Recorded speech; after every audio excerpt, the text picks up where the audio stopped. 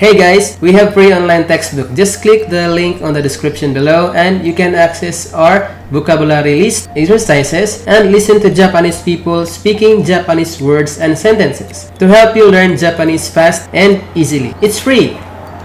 Minasan konnichiwa! MANABU no Jeffrey desu. I'm Jeffrey from MANABU. This is lesson 2 grammar explanation. Let's begin. Dewa hadimashou.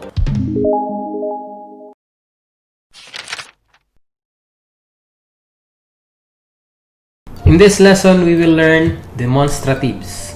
So, our first grammar point is kore, sore, are. Kore means this, and sore means that, and are means that over there. So, this, that, and that over there, kore, sore, are.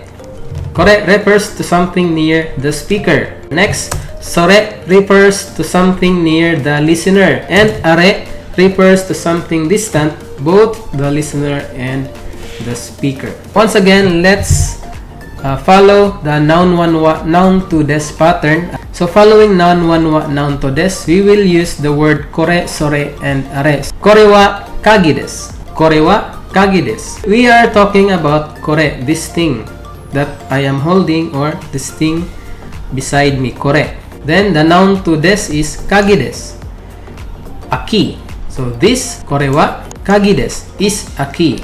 Another example, sore. Sore wa nan desu ka? So just like our lesson 1, we have noun to as interrogative. In this case, we will use nan. In English, what? So we will talk about sore, that thing. What is that? Sore wa nan desu ka? Then we can answer kagi desu. It's a key. Then, when answering sore, that, then the listener will answer, this is, so, kore wa. Okay, kore wa kagi desu. Last example, are. Are wa kamera desu ka? So, this is also from lesson 1, noun 1 wa, noun to desu ka?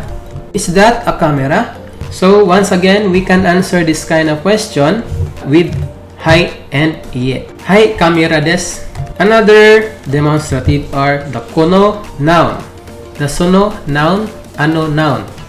So remember that this is the same with kore, sore, and are, but in this case, it is followed with a noun. Kono noun, sono noun, and ano noun. So this is more specific compared to kore, sore, and are. As you can see in our illustration that this person is pointing this bag. He said kore, this. Then, he's being specific that this bag, kono kabang. So, instead of saying kore, instead of saying this, he said kono kabang, this bag. Sore, that. Then, sono kabang, that bag. Are, that thing over there. Then, ano kabang, that bag. Let's look at the example. Ano kata wa donata desu ka? So this is a sentence pattern of lesson 1, noun 1 wa, noun to desu ka? Noun to being an interrogative. Ano kata wa donata desu ka? He's referring to that person, ano hito. You can answer this donata with a name. Yamada-san desu. Yamada-san desu. Another example, sono enpitsu, that pencil. Followed by the particle wa, watashi no desu. So we will explain later what is watashi, then the particle no desu. But in this sentence, watashi no means mine. Okay? Last example, kono kuruma wa watashi no ja arimasen. So compared to our previous example, watashi no desu means mine or is mine. But watashi no ja arimasen means is not mine. Kono kuruma, this car. Watashi no ja arimasen. This car is not mine. Our next grammar point is the expression so desu. In a noun sentence, the word so is often used to answer in the affirmative a question requiring an affirmative or negative answer. The expression hai so desu can be used.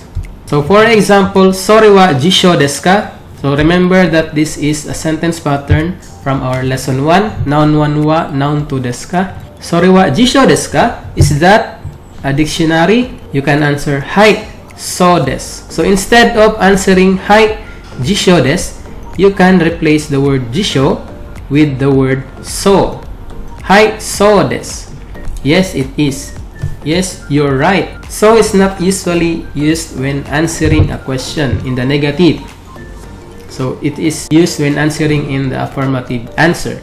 It is more common to say chigaimasu. Chigaimasu means it isn't, or it's not, or it's wrong, followed by the correct answer. So for example, sore wa Jeffrey-san no desu ka? So Jeffrey-san means owned by Jeffrey-san. So we will explain later what is this no means. Sore wa, that. Jeffrey-san no desu ka? Owned by Mr. Jeffrey? Iie, no. Chigaimasu. It is not. So the expression ka. In this sentence, this is a question asking to choose between two or more alternatives for the answer. So for example, kore wa kyu desu ka? Nana desu ka? Is this a 9 desu ka? Nana desu ka? A 7? So you will choose from the two choices. Kyu desu. It's a number 9. It's a 9. Noun 1 no, noun 2. So as you remember, we already learned noun 1 no, noun 2 in our lesson 1. But this time, we will now again learn the other uses of the particle no. So in this lesson, the use of the particle no is the noun 1 explains what noun 2 is about. We will use this example. Kore wa zashi desu. So noun 1 wa, noun 2 desu. Kore wa zashi desu. This is a magazine. So zashi desu is a magazine. What kind of magazine? So we will use noun 1 to explain what noun 2 is about, or what kind of zashi. So we will use kamera no zashi, a camera magazine, or a magazine about camera. So the noun 1 explains what zashi. This magazine is about cameras. Okay. Another example. Sore wa toke no hon desu. Sore wa toke no hon desu. Sore wa, he's referring to the thing that the listener is holding, or near the listener. Toke no hon desu. Hon desu. That is a book about toke, about clocks. Let's look at another example. We will talk about what's the meaning of the particle no. This time, particle no shows ownership.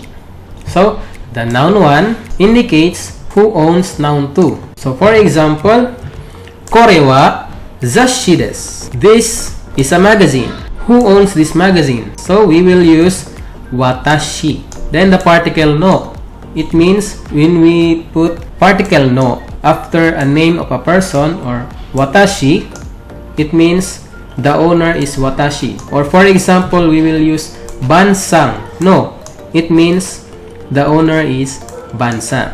Another example, kono zashi wa watashi no desu. So watashi no desu means mine. Also, you can answer kono zashi wa watashi no zashi desu. You can omit or remove the word zashi because it is already mentioned. Kono zashi wa watashi no zashi desu, or watashi no desu. Last example, sore wa, that thing, Tanaka-san no desu. That thing belongs to Tanaka-san. Tanaka-san no desu. The owner is Tanaka-san. So another use of the particle no is a substitute for a noun. No can be used instead of a noun that is already been mentioned.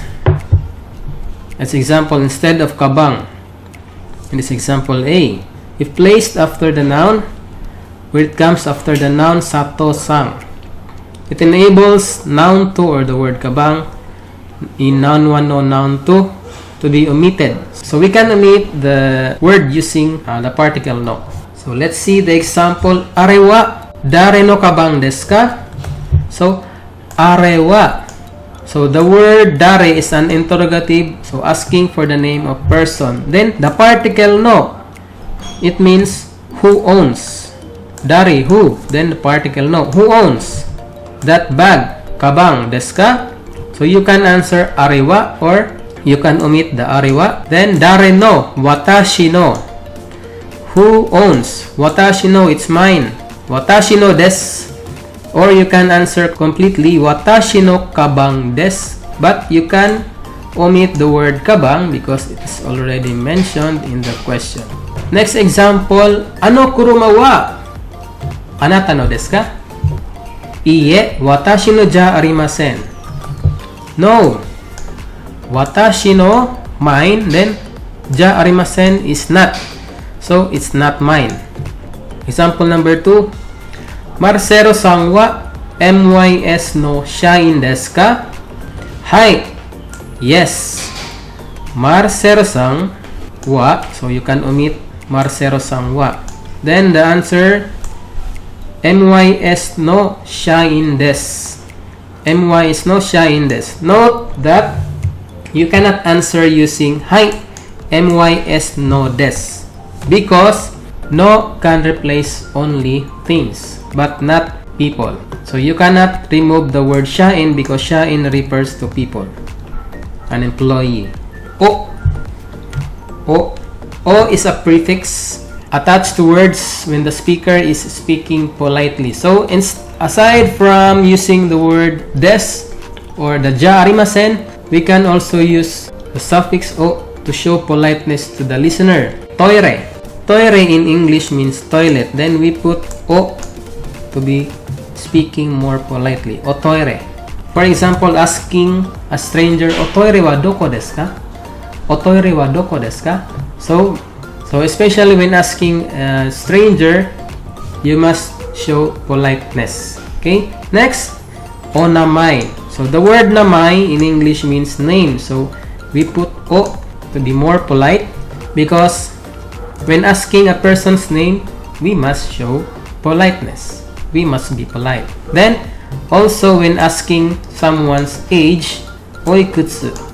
Oikutsu. Oikutsu means how old are you? Oikutsu is the polite form of nansai desu ka? Next, omiyage. Omiyage. Our 8th grammar point, so desu ka? So desu ka?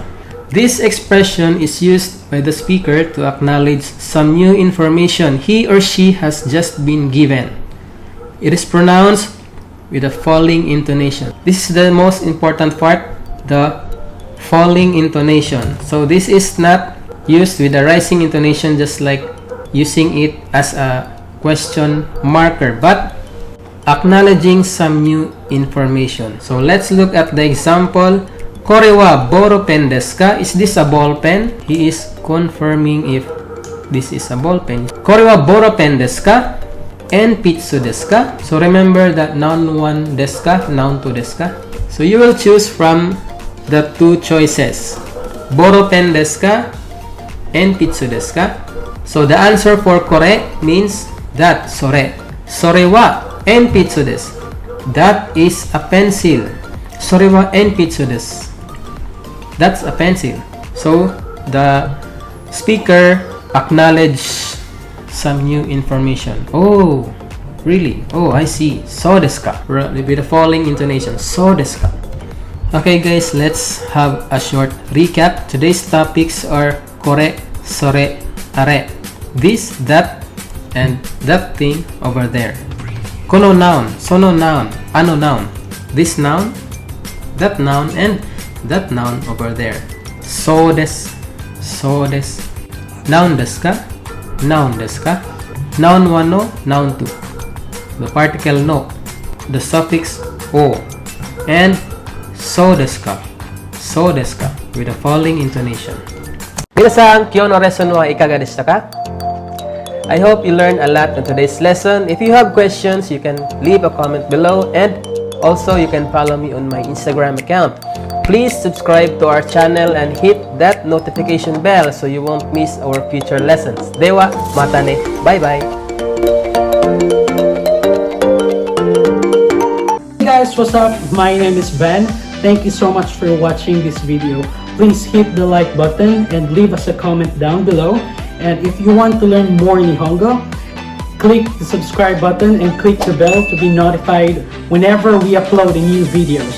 And if you want to know more about MANABU, just follow their page on Facebook and Instagram. Alright, see you on the next one. Ja, mata ne!